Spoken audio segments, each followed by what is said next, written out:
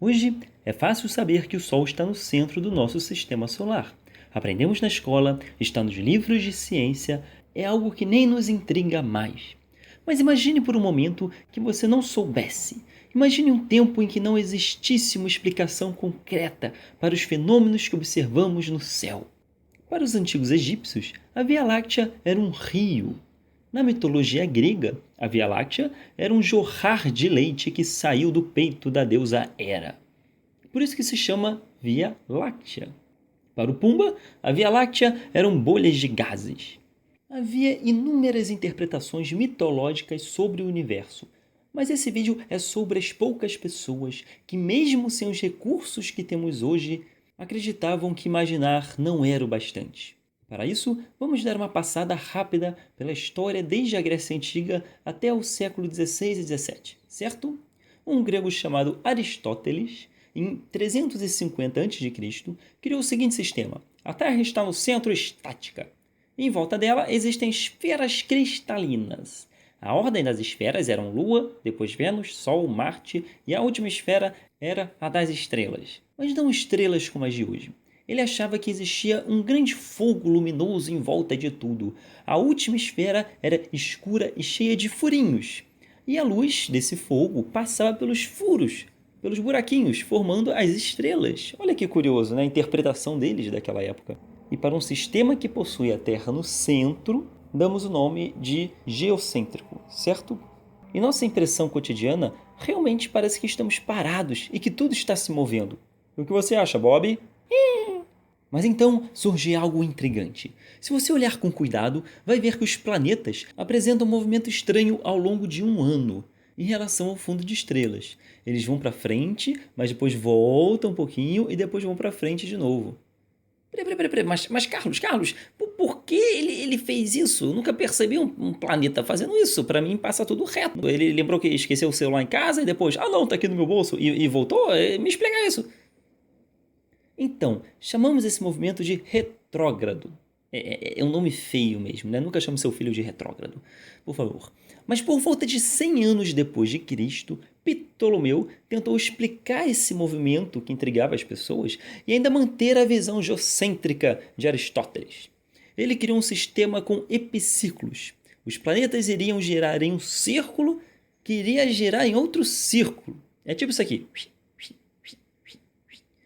Assim, podemos explicar o efeito retrógrado. Observe esse vídeo. O ponto azul é a Terra, que no momento está no centro, né? O vermelho é Marte e o pontilhado é a visão que temos ao observar o movimento de Marte. Ah, entendeu? Se não, volta o vídeo e dá play de novo, beleza? Assim ele mantinha a Terra no centro e previa razoavelmente o movimento dos planetas. Mas como veremos a seguir, havia uma explicação muito mais simples.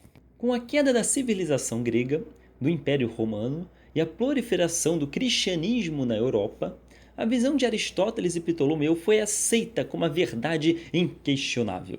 E era muito conveniente, já que, segundo a Igreja, nós éramos o motivo principal da criação divina. Que outro lugar senão o centro do universo para Deus colocar seus queridinhos? A criação preferida do papai, gugugu, fofinhos, coisa linda?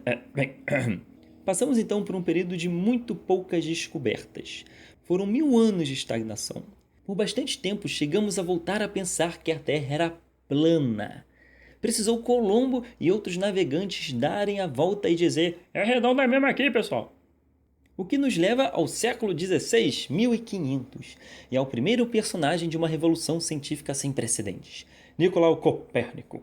Copérnico defendia a teoria heliocêntrica, que é o Sol no centro do sistema solar, com a Terra sendo apenas mais um planeta dos planetas que giram em volta dele. E além disso, a Terra girando em volta de seu próprio eixo. Ela não é mais estática. Para esse modelo, com o Sol no centro, chamamos de heliocêntrico. Terra no meio, geocêntrico. Sol no meio, heliocêntrico. Certo? Ok? Peraí, para tudo. Mas Carlos, então como isso explica o movimento retrógrado? Você não explicou isso, não é mais Ptolomeu, isso agora é Copérnico. Então como é que você me explica isso? Eu tô curioso. Sim, calma. Observe nesse outro vídeo agora. Agora aplicando o modelo heliocêntrico. O pontilhado é a visão que temos de Marte. Observe em que momento a Terra passa por ele, suas velocidades são diferentes. causando uma ilusão ao nosso olhar de que ele vai e volta. Mas na verdade ele está bonitinho, girando em sua órbita. Entendeu? É uma pegadinha do malandro. Muito mais simples que planetas girando em círculos que estão girando em volta de outros círculos e círculos e círculos, e meu Deus. Ambas essas teorias, a de Ptolomeu e a de Copérnico, tinham imprecisões matemáticas e ainda não conseguiam se adequar exatamente às observações que eram feitas. Copérnico morreu às vésperas da publicação de seu livro, que se chamava Da Revolução de Esferas Celestes. Curiosidade: até então, a palavra revolução só era usada para designar o movimento dos planetas em torno do Sol. A palavra revolução que usamos hoje, Revolução Francesa, Revolução Industrial, Revolução das Máquinas, só passou a ter esse significado que conhecemos por causa do trabalho de Copérnico. Curioso, não? E essa revolução estava apenas começando. Então, no final do século XVI, Tycho Brahe, um astrônomo dinamarquês, passou décadas fazendo precisas e extensas observações sobre as estrelas e planetas. Era o princípio de uma mudança importante no pensamento, tirando o foco da simples imaginação para a evidência e observação, culminando posteriormente com Galileu na experiência. Mas o próprio Tycho, após anos de observações anotadas, não soube interpretar seus resultados. Então deixou que outro astrônomo fizesse. Johannes Kepler. Kepler, que apoiava a teoria de Copérnico, teve a ideia de que o universo funcionava em figuras geométricas perfeitamente simétricas e passou muitos anos tentando comprovar sua teoria. Mas a ciência não se importa com nossos desejos de como o universo deve ser. Ela oferece evidências de como ele é. E um cientista tem que saber interpretar essas evidências imparcialmente. E Kepler descobriu que as órbitas dos planetas ao redor do Sol não eram círculos perfeitos, e sim elipses. Isso resolveu grande parte das inadequações matemáticas da teoria de Copérnico.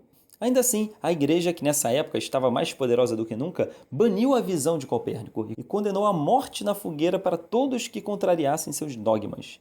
Giordano Bruno foi um deles, infelizmente queimado vivo em 1600, defendendo o sistema heliocêntrico. Galileu Galilei, contemporâneo de Kepler, foi o primeiro homem a apontar um telescópio para o céu, descobrindo com isso coisas extraordinárias, que Júpiter tem luas, que a nossa Lua possui crateras, que Vênus possui fases, crescente, cheia, minguante, nova, sabe, assim como a nossa Lua.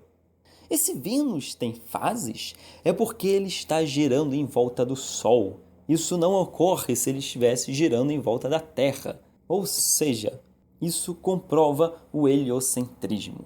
Galileu chegou a convidar os bispos e representantes do clero para olhar no telescópio e ver por si mesmos, mas eles recusaram. No fim, Galileu foi intimado a se retratar de suas teorias. Ou ele admitia que tudo o que ele disse era mentira, bobagem, ou era queimado vivo. Ele passou o resto dos seus dias em prisão domiciliar. Nos anos seguintes, a Igreja perdeu parte de sua força. E aos poucos, a visão heliocêntrica apresentada por esses homens foi tida como a explicação real do universo. Não que isso encerrasse o assunto, muito pelo contrário, levantou ainda mais perguntas numa sucessão de descobertas científicas que continua até hoje. Nós devemos muito a esses homens corajosos. O próprio método científico nasceu com eles. A audácia e a imaginação de Copérnico, as observações criteriosas e quantitativas de Tycho, a interpretação imparcial de Kepler e a experimentação de Galileu, juntos formavam o Capitão Planeta... Juntos fundamentam o modo como a ciência é feita até hoje. Espero que tenham gostado. Fala pessoal, eu sou o Carlos Ruas e esse foi mais um vídeo do Quer Que Desenhe, com parceria do meu irmão Guilherme Bom. Se você gostou, clique aqui em gostei. Não se esqueça de se inscrever no canal, me siga nas redes sociais e acompanhe o meu blog Um Sábado Qualquer. Valeu!